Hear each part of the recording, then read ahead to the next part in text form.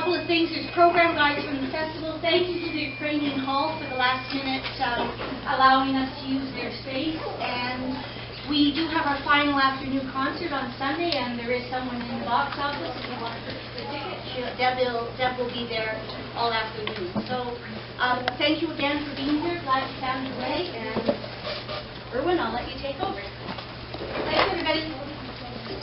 Teresa, and thanks to the Heart of the City Festival, and thanks to all of you for coming on short notice. Appreciate the accommodation of moving to a larger space. VIMAP is just a block away at 877 East Mason Street, the Vancouver Indigenous Media Arts Festival, and we have a studio space there, which is great for dialogues like this, workshops like this. But when we saw the spike in interest, we thought we better know what was here. I'll just introduce what our work is here today, and we'll introduce the panelists. We'll start off. This is intended as a workshop. I know there's lots of people on Facebook saying, "Can we live stream it? I'm not going to be there. Can I watch it on video?"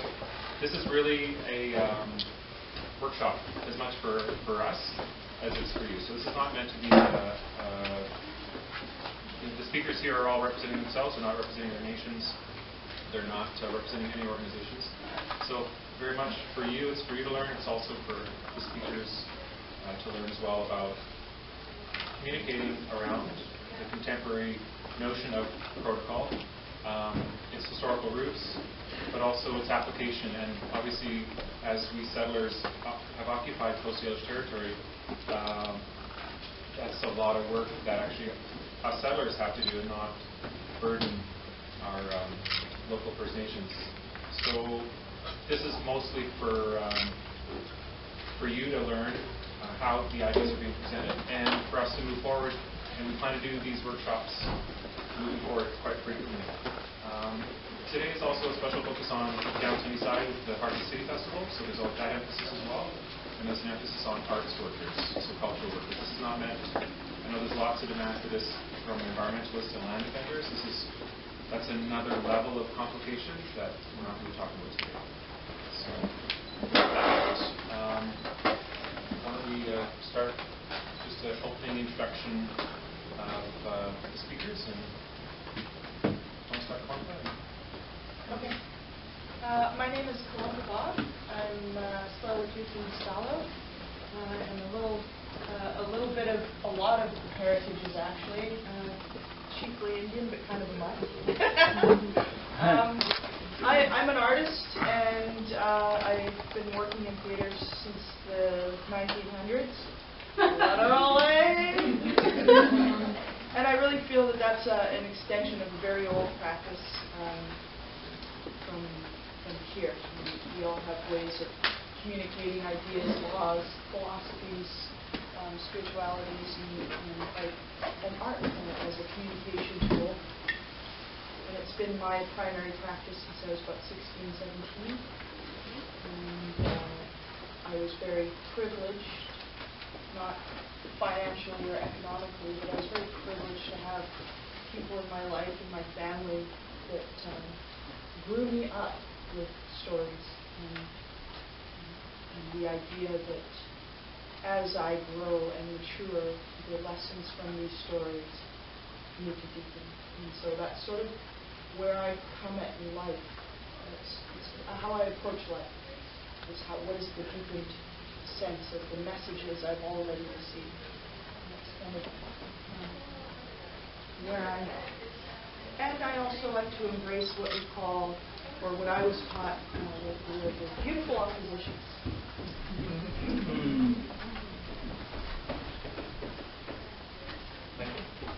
My name is Khal Salem.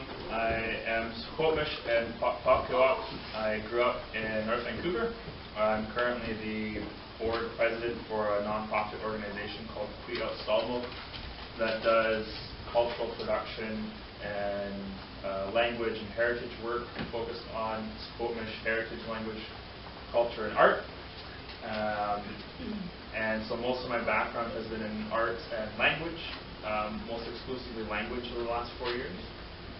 Revitalization of both the Squamish language, which is my ancestral language, and then also having the fortunate opportunity to work with Tsleil-Waututh where my two wonderful sisters are from, helping their community revitalize Tungkameetnam, or often what is known as Halkomelem, and having a chance to learn a little bit of that language as well, which is really similar to Squamish. They're part of the same language family, often known as Coast Salish, which I can talk about a little bit later. Good afternoon, my name is Charlene Alec. My ancestral name is Simslot, which I share with my late grandmother on my paternal side. I am from Cloutis and also the Salish territory of Tiana, that's where my name comes from.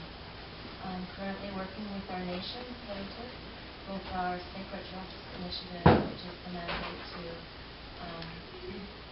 fully look over all that happens within our territory and outreach to communities as well as other First Nations on our work that we do with that. But 100% opposing transmitting background. I've practiced protocol all my life, even though I kind of rebelled against it when I was a teenager, because it wasn't cool to be Native back then.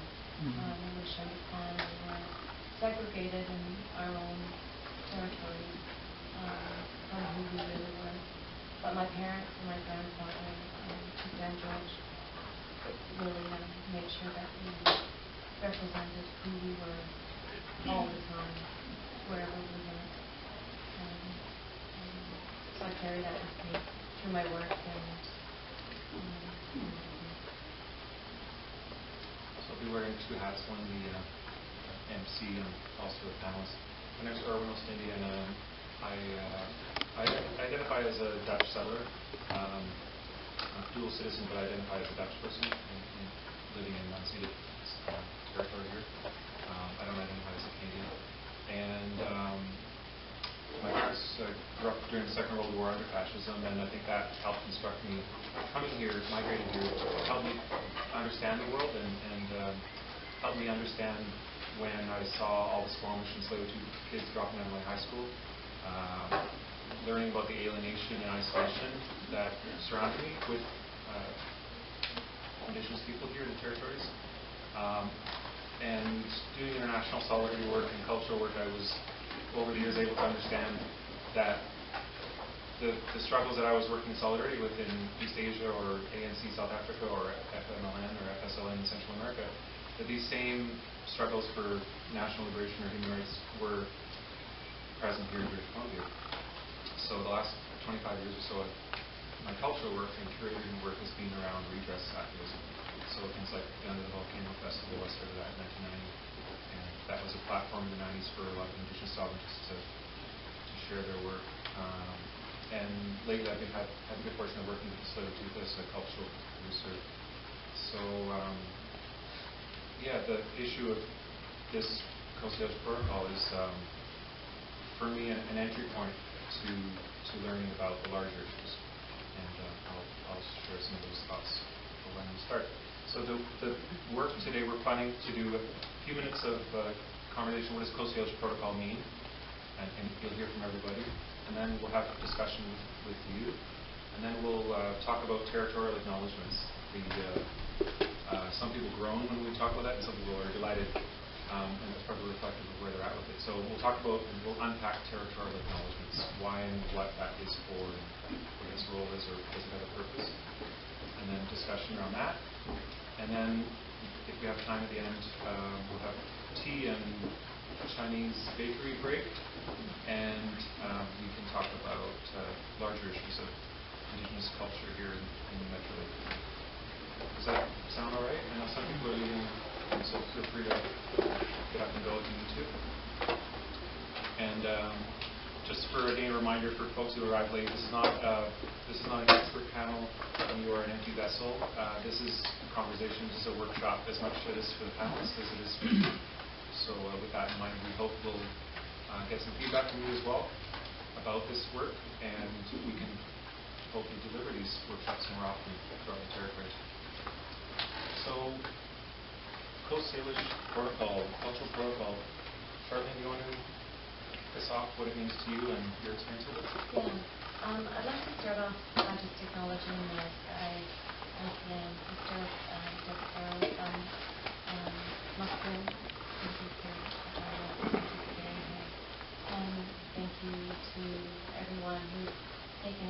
I know that there's a big hunger for cultural protocol at many levels.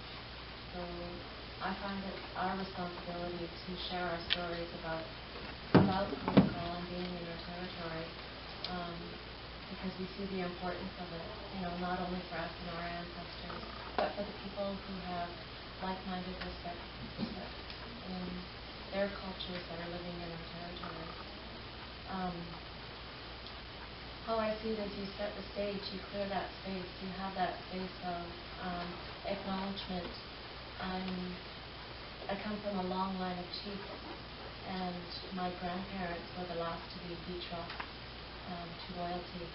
So my grandfather's parents went and looked for another chief's family, found my grandmother at Salish, and said when she's of age, my son will marry her.